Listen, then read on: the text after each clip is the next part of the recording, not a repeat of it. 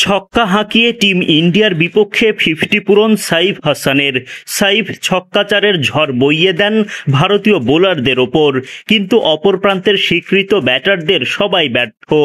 একেবারে তানজিদ তামিম থেকে শুরু করে মোহাম্মদ সাইফুদ্দিন পর্যন্ত উইকেট হারানোর মেলা।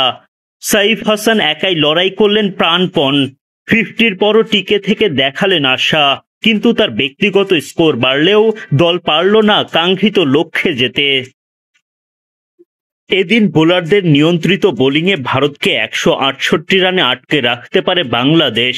169 রানের লক্ষ্যে ব্যাট করতে নেমে মাত্র 1 রান করেই বুমরার বলে ফিরে যান ওপেনার তানজিদ তামিম।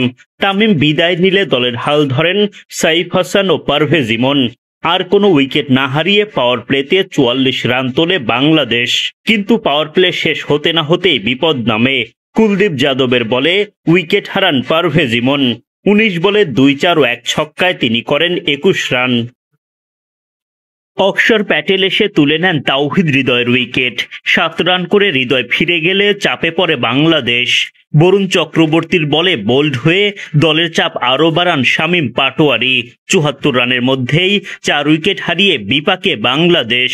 এক প্রান্তে হাল ধরে রাখেন কেবল সাইফ হাসান।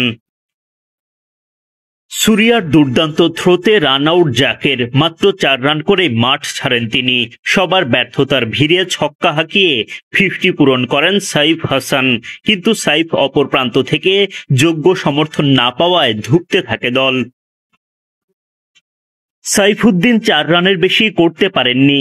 একে একে সব স্বীকৃত ব্যাটারদের হারিয়ে একা হয়ে পড়েন সাইফ হাসান। দুর্দান্ত ব্যাটিং করেও লাভ হয়নি তার। বাংলাদেশ হেরে বসে টিম ইন্ডিয়ার কাছে। পাকিস্তানের বিপক্ষে ম্যাচটা তাই এখন অলিখিত সেমিফাইনাল।